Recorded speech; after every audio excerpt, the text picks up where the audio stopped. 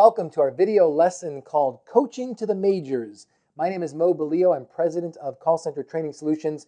Nice, brief, but very important lesson on this idea of making a lot of, or even most of your coaching focused on the majors, and by that we mean major skills. So we're going to walk through how to get there and why it's important. First of all, why it's important. In some of the centers that we work with, as we observe the supervisors, very well-intended, good communicators, what we notice is maybe Monday they coach to having more energy. Tuesday they coach you to closing the sale. Wednesday they coach you to asking more questions. Thursday they coach you to something else. And every single time they coach, it kind of comes out sort of like arbitrary to the rep. It doesn't seem to make any sense. There's no strategy or process or continuity to it.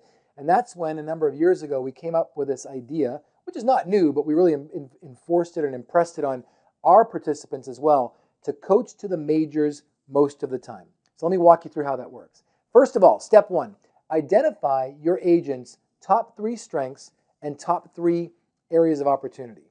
Now, if you're out there doing a lot of floor coaching today, then you probably already know what these things are. If not, spend a couple of weeks on the floor listening, taking notes, collecting data, and before you know it, you'll know what each rep's top 3 strengths and top 3 areas of opportunity are. Then as you do that, communicate these things with the rep as well so they know what you think. And sometimes they might, through their communication, change or modify some of what you've written down. But in the end, gain agreement with them that these are the top ones, and that's where you're going to spend most of your time when you're coaching. Second step is just that. Spend 80% of your time coaching to the majors. So on the positive side, that we already know what the strengths are, but do not forget to coach to those strengths. How do you coach to strengths? They're little reminders, they're little shout outs. Hey, great job asking those questions again. I loved how you asked this one tonight. If energy is their biggest strength, man, your energy, as always, is awesome. Thanks for doing that. You need to coach to the positives, the strengths, not just the areas of opportunity, because as we say, this month's strengths will be next month's weaknesses without coaching. You're probably the only person in the center that notices when they do things well, and you got to make sure you coach to those. On the formative side, or on the areas of opportunity, you spend your 80% of your time again, and when you're focused on the formatives, talk about it. They'll already know what it is. Let's talk about how your questioning has gone tonight. While I like this, I think we're getting better. I still think we need to add this in there and coach effectively to those areas of opportunity. Now, here's the recommendation. I wouldn't suggest that you, from the start, coach to all 3 areas of opportunity every single night. Pick 1, maybe 2. How much can each rep handle? And it's different for each rep, but how much can they handle? And then focus on that many areas of opportunity until they get better, until they turn into strengths.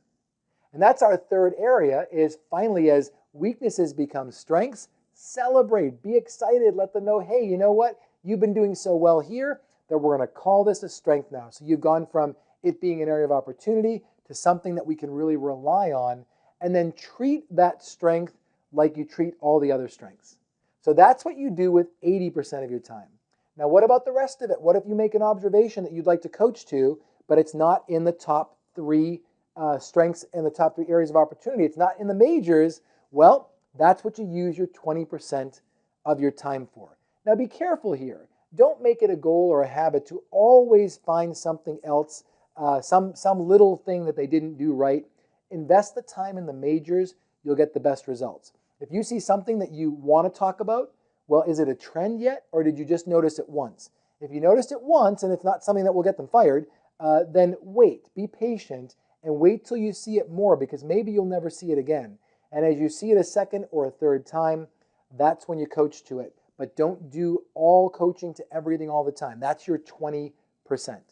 So there you go, coaching to the majors. That's a strategy that no matter what type of coaching you do in your center, more time spent on the majors and less time on other areas will produce excellent results. Good luck with this recommendation, with this approach.